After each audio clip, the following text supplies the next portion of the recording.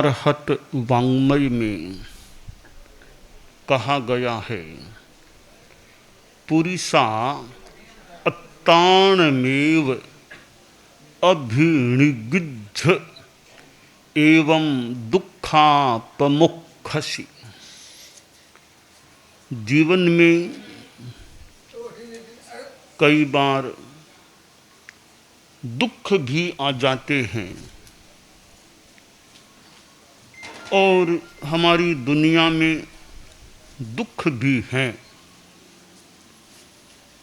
बीमारी एक दुख है,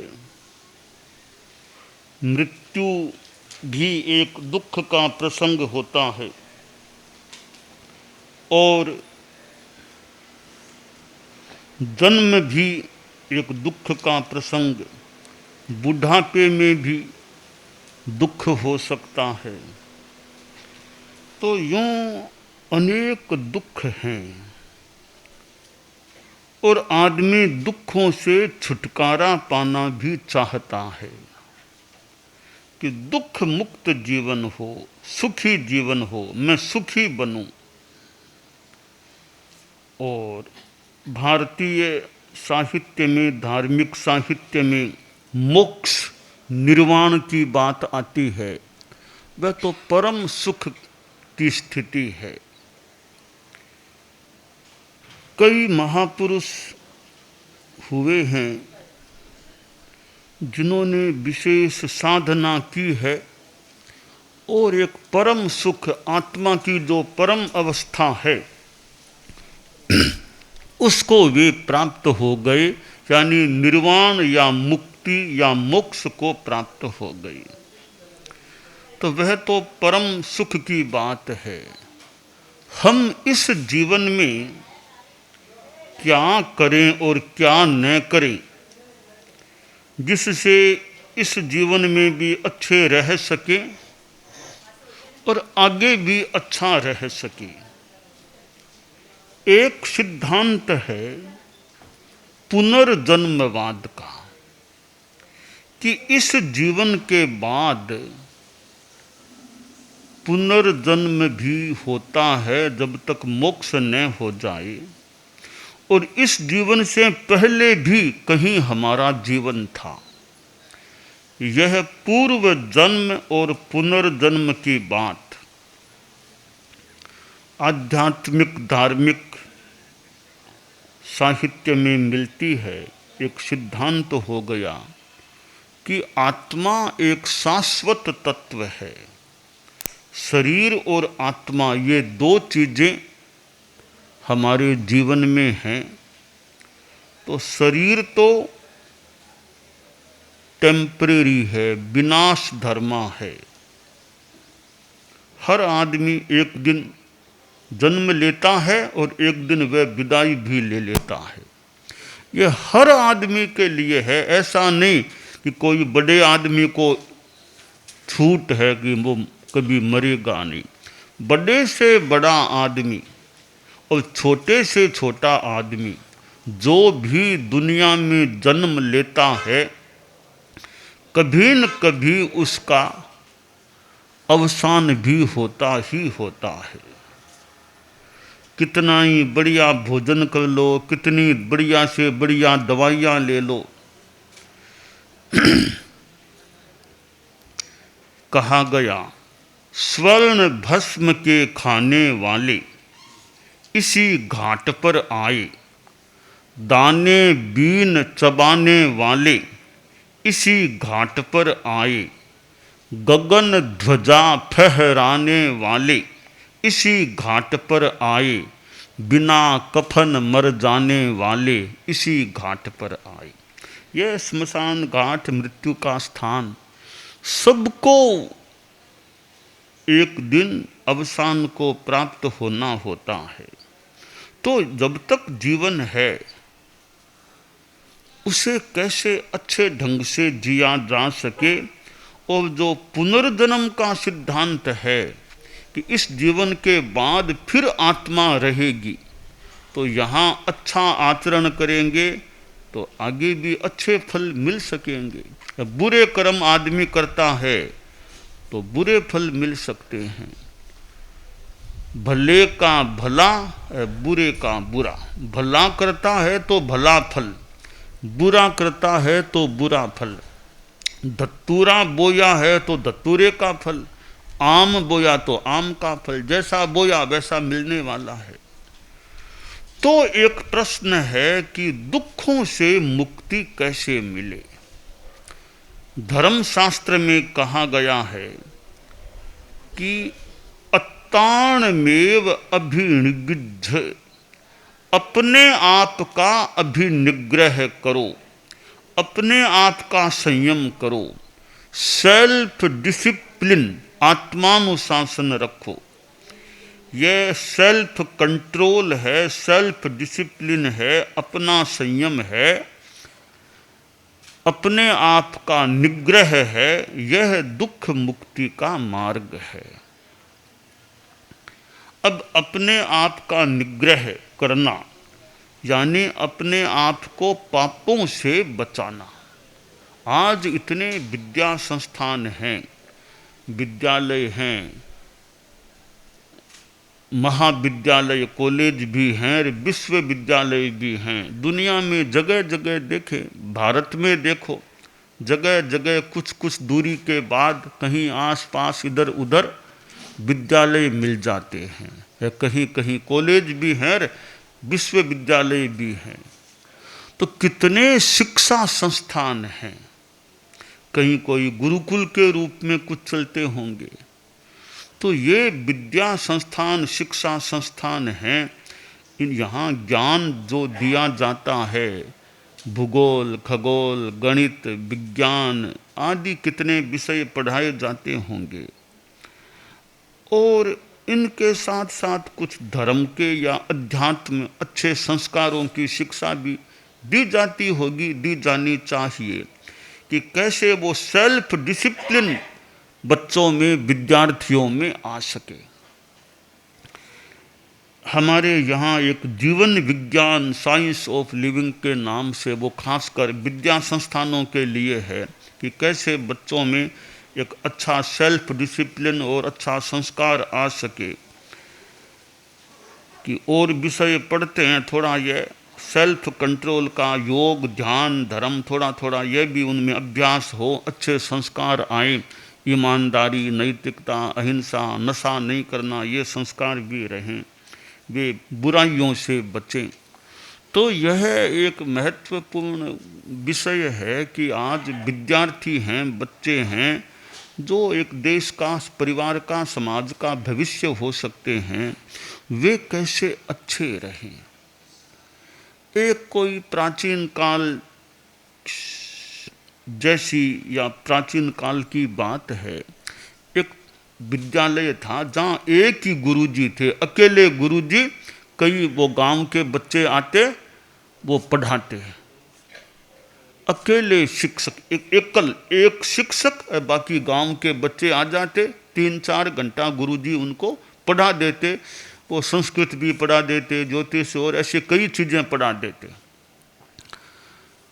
गुरुजी इसके साथ साथ धर्म की बात भी कभी कभी बताते, अध्यात्म के सिद्धांत भी बताते। तो एक दिन गुरुजी बोले, जो प्रार्थना वो सभा होती, उसके बाद में गुरुजी ने कहा, क्योंकि प्रार्थना सभा बढ़िया मौका होता है, सारे विद्यार्थी वहाँ बैठे हैं, तो उस टाइम थोड़ी थोड़ी उनको शिक्षा, थोड़ी थोड़ी कोई बात बताई जाए।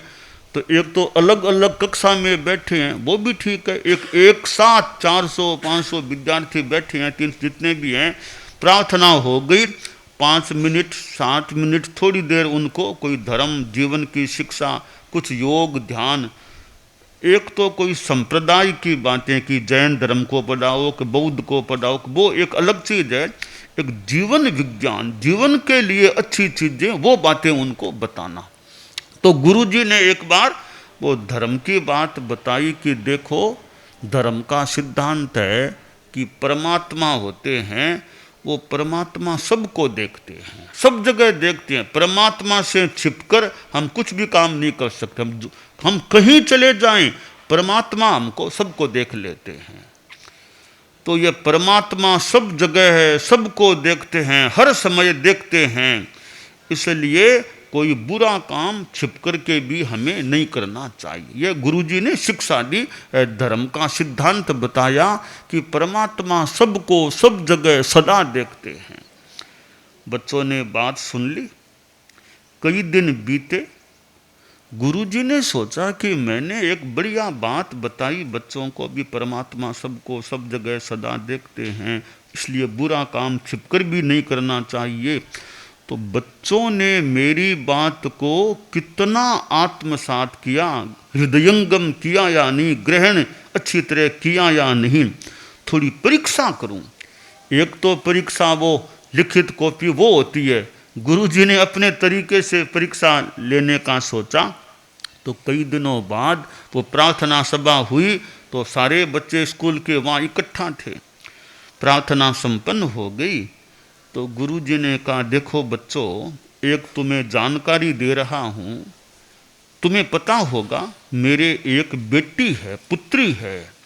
पुत्री की पढ़ाई पूरी हो गई, इसी स्कूल में पढ़ी थी, तुम्हारे साथ ही पढ़ती थी, अब उसकी पढ़ाई पूरी हो गई है और अब मैंने सोचा है कि अब उसकी शादी कर दूं, तो मेरा एक कार्य संपन्न हो जाए, बेटी को पढ़ना दूं, शादी कर दूं।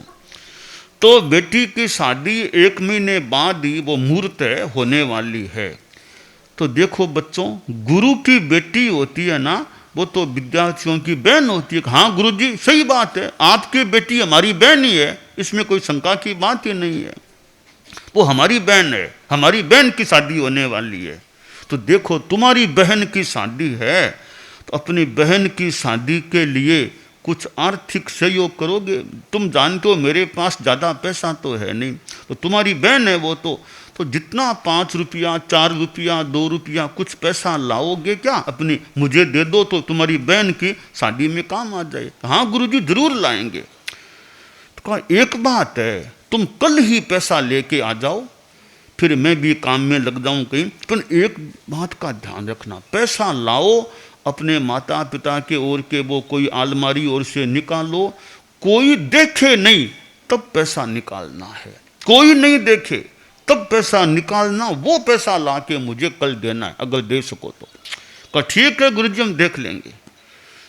शाम तक दोपहर में छुट्टी हो गई, बच्चे अपने अपने घर चले गए। सबके दिमाग में एक ही बात, गुरुजी ने बढ़िया काम हमें सौंपा है, हमारी बहन की शादी है, तो कोई न देखे तो पैसा निकालना है, माता पिता के पर्स से, के अलमारी से, कहीं से।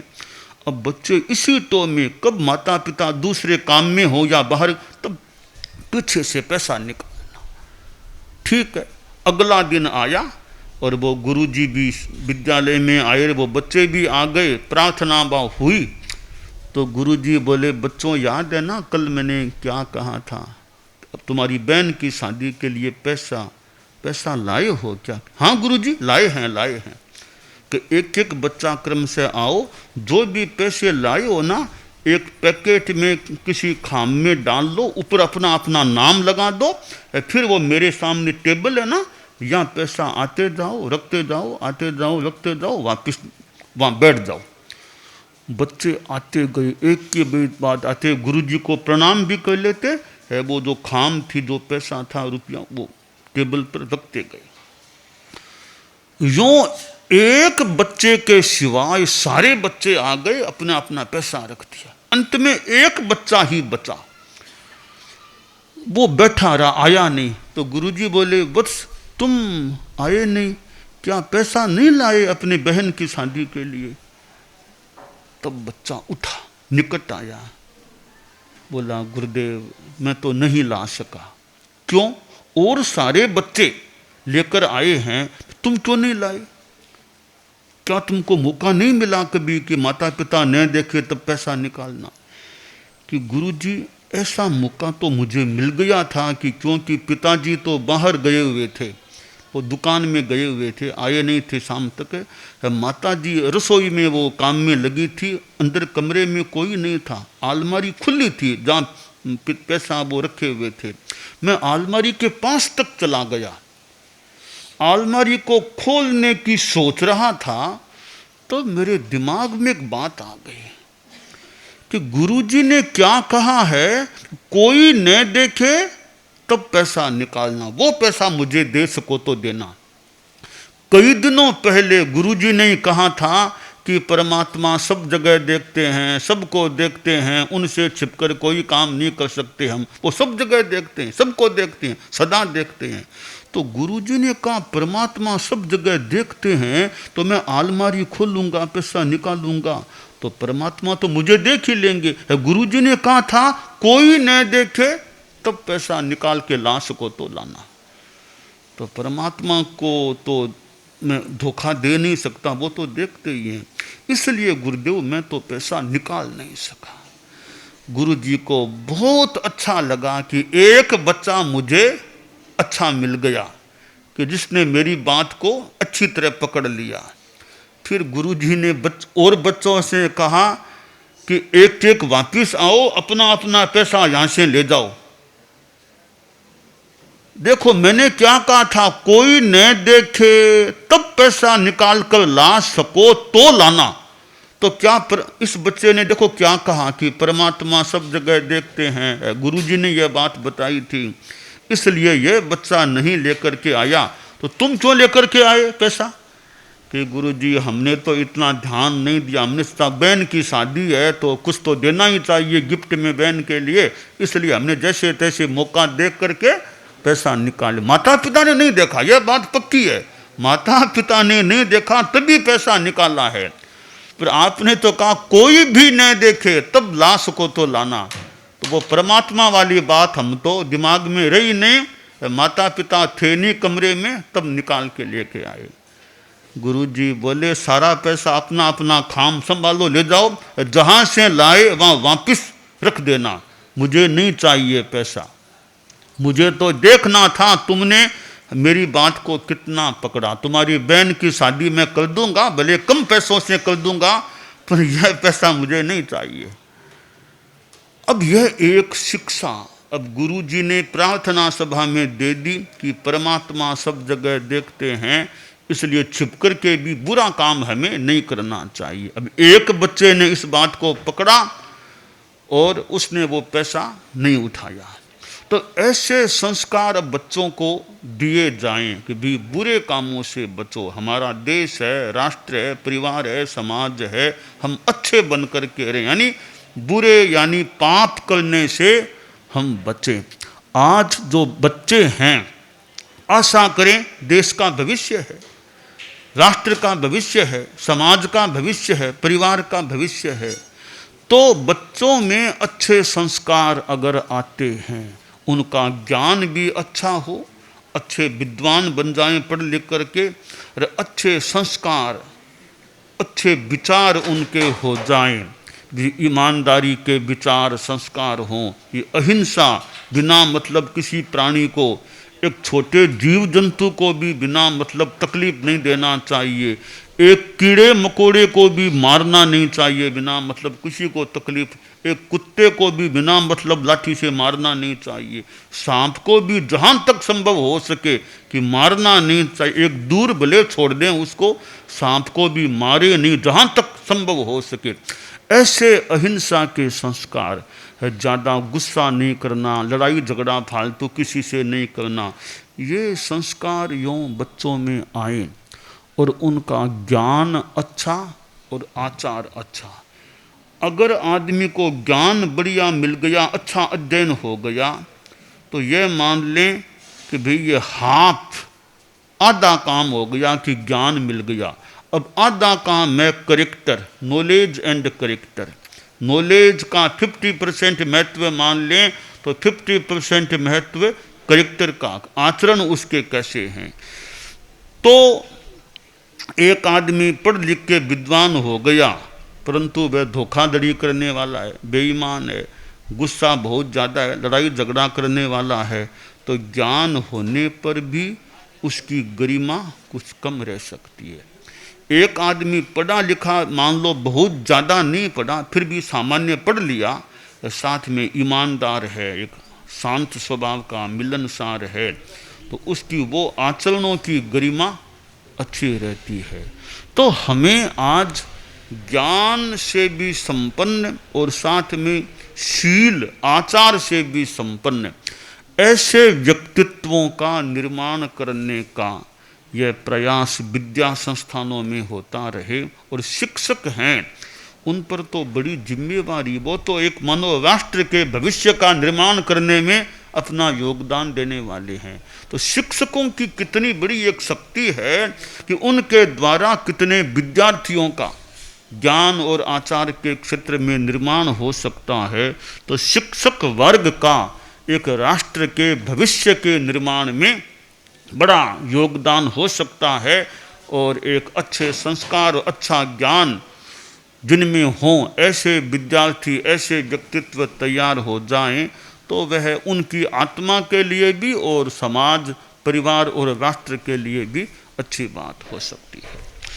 दानान सिद्धम अभयपयाणम सच्चे सुया अणवज्जं वयन्ति तवे सुया उत्तम भचेरम लोगुत्तमे समणेनाय पुत्ते।